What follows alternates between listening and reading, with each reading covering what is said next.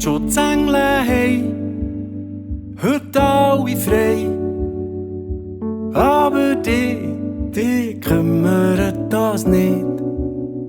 In welchen Himmel soll einer beten, der an gar nichts mehr glaubt?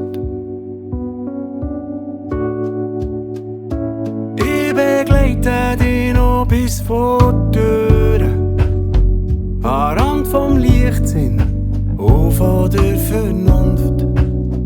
Wer Silberling unter die Zunge für einen Fährimann, und er wird's langsam Zeit zum Gehen.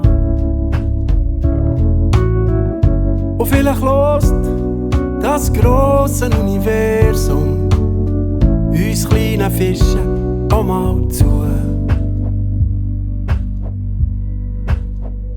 Und lässt uns für einen Moment ausnahmsweise mal